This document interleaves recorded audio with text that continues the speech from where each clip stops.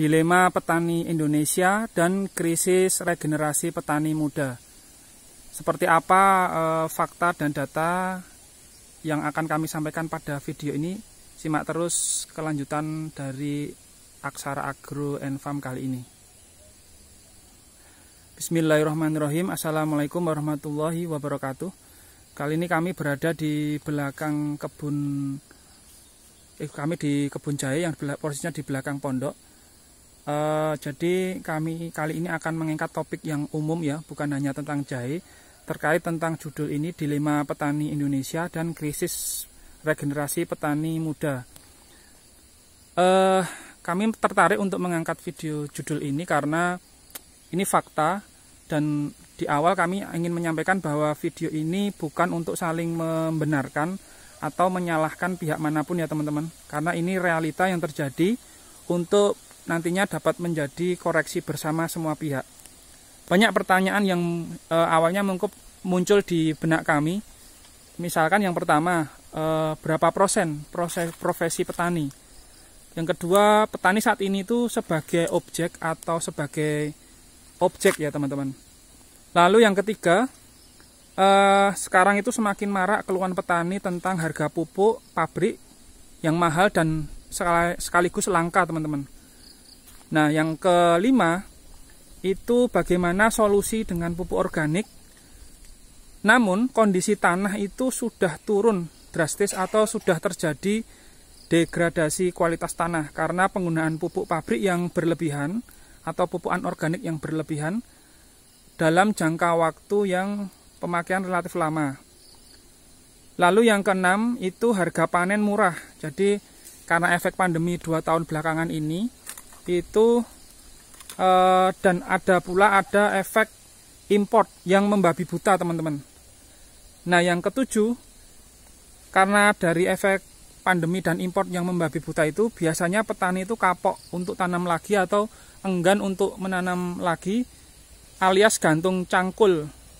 Karena apa ya? Ya karena terjadi buntu di bagian hulu sektor pertanian teman-teman. Nah, dari itu memang sekarang ini kalau teman-teman ke sawah atau ke kebun, itu teman-teman bisa melihat, dan itu realita bahwasanya Indonesia itu krisis regenerasi petani ya. Jadi susah sekali sekarang, bakal kesulitan kalau kita ke sawah itu ketemu dengan petani muda. Nah, data yang dari Bappenas Indonesia itu sudah diprediksi di tahun 2063 itu Indonesia itu tidak punya petani lagi. Di tahun 2063. Nah, ini karena anak muda yang males atau karena kebijakan pemerintah ya teman-teman. Jadi itu juga satu pertanyaan yang ada dua kemungkinan, apakah malesnya anak muda itu karena memang males untuk berkebun atau berkebun atau beternak, atau memang karena imbas dari kebijakan pemerintah yang terkait impor yang membabi buta. Nah, proporsi pekerja sektor pertanian Indonesia itu, kalau kita lihat itu semakin menurun ya teman-teman. Jadi di tahun 1976 itu untuk sektor pertanian pekerjanya itu masih 65% teman-teman. Tetapi di 2019 itu turun drastis menjadi 28%. Nah, kondisi itu sangat miris karena di lain hal itu Indonesia itu negara agraris, dan dari dulu kita sudah bangga dengan jargon kedaulatan pangan teman-teman. Itu sangat bertolak belakang dengan turunnya proporsi pekerja sektor pertanian ya. Dan realitanya memang usia petani itu semakin menurun teman-teman. Nah, data juga ditunjukkan dari Badan Pusat Statistik tahun 2018 itu proporsi petani di usia 45-54 tahun itu 7,8 juta. Lalu di usia 30-40 tahun itu 6 juta. Sedangkan di usia 20 tahun itu 2,9 juta teman-teman. Nah, dari usia yang lebih dari 50%, yang lebih dari 50 tahun itu hanya 54. Artinya ke depan itu petani muda itu susah atau semakin minim teman-teman. Nah, dari data itu kita juga bisa menyimpulkan bahwa anak petani itu juga enggan untuk meneruskan usaha orang tua mereka ya teman-teman. Nah, malah justru keengganan untuk jadi petani itu di sisi yang lain selain dari anak petani, itu justru keengganan itu muncul dari merebak di sarjana pertanian. Jadi misalkan teman-teman punya teman yang sekolah atau kuliah di di Fakultas Pertanian, itu rata-rata malah justru enggan untuk bekerja atau beraktivitas nantinya setelah lulus di dunia pertanian. Ya mungkin mereka sudah tahu karena kebijakan pemerintah itu lebih memprioritaskan sektor non pertanian ya teman-teman. Nah, apa dampaknya dari kebijakan itu teman-teman? Ya wajar, perekonomian pertanian itu jadi seret. Lalu selain sudah seret, efeknya petani itu lebih familiar dengan kemiskinan. Sudah kerjanya petani itu menguras tenaga, lalu kemiskinan produk itu juga dihargai murah. Jadi produk pertanian dihargai murah. Setelah panen, malah dibanjiri dengan proses produk impor teman-teman. Nah, dulu juga pernah kejadian di jahe teman-teman. Saat jahe pandemi tahun pertama kalau nggak salah, itu masih harganya makin bagus, tapi kemudian ada impor meskipun waktu itu ada penyakit sehingga nggak jadi disebarkan di pasar Indonesia, tapi waktu itu sempat marak. Nah, selain jahe tentunya teman-teman sudah banyak melihat banyak komoditas pertanian yang sudah dilakukan impor teman-teman. Nah, itu kalau bisa panen ya teman-teman. Tapi banyak juga yang petani itu yang mengalami kegagalan panen. Ya faktor mungkin karena faktor alam, cuaca ekstrim. Nah dari faktor itu ya wajar kalau sekarang anak-anak muda itu ngapain saya jadi petani. Kurang ujiannya juga selain dari alam juga kurang mendukung dari sisi pemerintah gitu. Nah dan perlu diingat juga, perlu kami ingatkan juga bahwa rata-rata itu ya teman-teman, petani itu nggak punya lahan yang cukup untuk dikelola. Jadi perlu diketahui juga bahwa petani itu lumayan juga ada yang sewa lahan teman-teman. Bukan milik dia sendiri, jadi sewa sistemnya. Nah, jadi dari situ kami sekarang akan membicarakan tentang porang juga. Apa imbasnya nanti ke depan dari kebijakan yang sudah terjadi di komoditas pertanian sebelumnya teman-teman.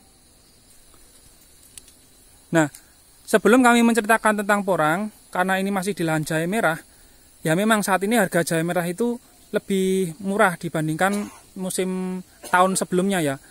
Nah itu ya mungkin karena saya sudah pernah ceritakan di video sebelumnya dan kami sudah memberikan beberapa solusi untuk mensiasati anjloknya harga jahe merah. Dan itu insya Allah bisa membantu petani jahe merah baik yang sudah senior maupun yang masih memulai dalam berkebun jahe merah. Nah, sekarang yang lagi ramai kan porang. Kebetulan porang kami itu sekarang posisinya di lahan atas jahe merah ini teman-teman. Nah, itu kan porang kami teman-teman. Nah, bagaimana dengan porang? Saat ini itu porang itu makin banyak berdiri pabrik di berbagai daerah teman-teman. Teman-teman sudah pernah mendengar pabrik porang bahkan di Yogyakarta sudah berdiri, di Bali juga sudah berdiri, bahkan di Sumatera Utara itu juga sudah berdiri pabrik porang. Nah, satu sisi ini sinyal yang bagus ya teman-teman, karena beberapa pabrik sudah berdiri di beda pulau, tidak tersentral pada satu pulau, dan sudah berada di beberapa daerah. Itu berita yang bagus untuk petani. Nah, jika porang diekspor setengah jadi, atau malah sudah bahan jadi, itu nilainya itu bisa naik berlipat dibanding kalau kita mengirim ke menjual dalam masih mentah ya teman-teman. Nah, dengan semakin banyak petani porang dan pabrik porang tentunya, itu semoga menjadi kondisi yang bagus untuk kompetisi harga nantinya. Artinya penawaran harga dari pabrik ke petani itu semakin bersaing. Beda halnya kalau pabrik itu cuma 1-2, itu mereka bisa kong-kalingkong dan mohon maaf nanti bisa malah terjadi monopoli. Sehingga kekuatan harga tidak terletak di petani tetapi dikontrol oleh kekuatan pabrik itu sendiri teman-teman. Nah, karena kondisi sekarang pabrik porang sudah lumayan banyak, harapannya petani diuntungkan karena harga bisa bersaing. Nah, tapi kami ada unek-unek lagi nih teman-teman. Karena hal ini itu bisa menjadi bumerang ya teman-teman. Jadi jika ada oknum dari setiap pabrik, mereka kompak menyamakan di harga rendah untuk menekan petani, sehingga kalau harga rendah itu petani jadi malas untuk membongkar umbi porang. Nah, sehingga karena malas panen umbi porang, sementara pabrik itu sudah berinvestasi baik dari sisi alat peralatannya, infrastruktur, bahkan karyawannya. Nah, mau nggak mau agar mereka itu tetap bisa beroperasional, sehingga dikhawatirkan malah terjadi impor umbi porang ke Indonesia.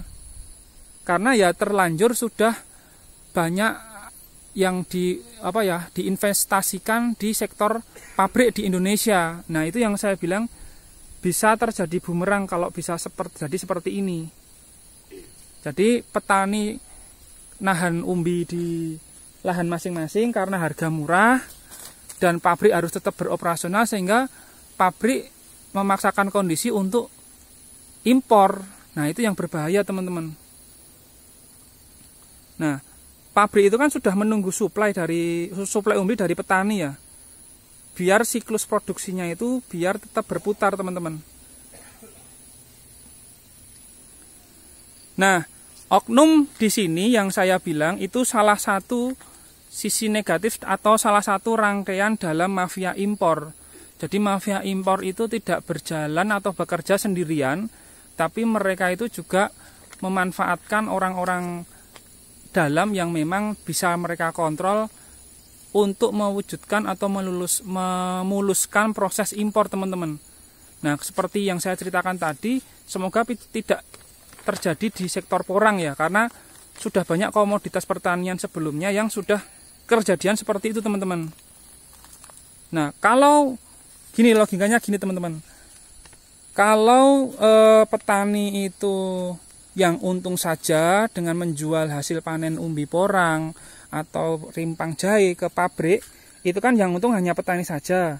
Nah, mafia impor itu nggak punya untung. Nah, biar mafia impor tetap untung, makanya mereka lebih baik, lebih senang itu komoditas pertanian itu diimpor saja, bukan ngambil dari petani lokal Indonesia. Sudah banyak kejadian seperti impor kedelai, beras dari Thailand, jagung dari India, gula tebu dari Australia dan Thailand teman-teman. Jadi masalah petani itu kalau yang bisa kami sampaikan ini kira-kira ada beberapa poin. Yang pertama itu misalkan lahan menyempit, karena lahan sudah banyak digunakan untuk bangunan rumah, area industri. Nah, yang kedua di topik ini juga kami angkat regenerasi petani. Anak-anak muda itu pengennya yang cepat instan, pengen cepat dapat duit, itu ya real ya. Yang ketiga, itu teknologi pertanian di Indonesia itu masih out of date, artinya masih ketinggalan zaman. Yang keempat, lahannya itu sudah terlanjur rusak, tanahnya sudah terlanjur rusak atau degradasi tanah karena penggunaan pupuk organik atau pupuk pabrik yang berlebihan dalam jangka waktu yang lama. Yang kelima, itu gini teman-teman, kita kan negara kepulauan. Nah, infrastruktur distribusi negara kepulauan itu mahal teman-teman, itu yang juga menjadi kendala masalah petani. Yang keenam, ya beberapa tahun terakhir kita sudah cukup familiar dengan adanya cuaca ekstrim. Cuaca ekstrim tak lain juga ada faktor dari konversi lahan pertanian teman-teman. Sehingga cuaca sulit diprediksi, curah hujan atau panas berlebihan, bahkan terjadi banjir yang menyebabkan gagal panen. Nah, dari faktor itu kami mencoba mengusulkan solusi. Silahkan yang menonton video ini atau masyarakat pada umumnya, itu silahkan membantu petani membeli langsung ke petani Indonesia. Nah, kalau seperti itu kan terjadi solidaritas antar warga negara Indonesia, dari konsumen ke produsen ini, yaitu petani Indonesia sendiri teman-teman. Ya, katanya kan memang kesejahteraan sosial bagi seluruh rakyat Indonesia ya. Jadi memang pemuda-pemudi itu membantu petani, selain membeli ke petani langsung, itu juga membantu petani dengan inovasi yang ciamik dan teknologi untuk meningkatkan produksi hasil tani itu sendiri, teman-teman. Nah, semoga dari video ini teman-teman bisa gimana ya, bisa ya membantulah petani, dan ini realita bahwa lika-liku petani di Indonesia itu ada dilema petani dan terjadi krisis regenerasi petani muda, teman-teman. Semoga liputan dari kebun jahe merah yang berada di belakang pondok ini cukup menjadi membangkitkan semangat teman-teman untuk melanjutkan perjuangan petani Indonesia dan membantu petani dengan membeli hasil pertanian langsung ke petani itu sendiri, teman-teman. Terima kasih. Wassalamualaikum warahmatullahi wabarakatuh.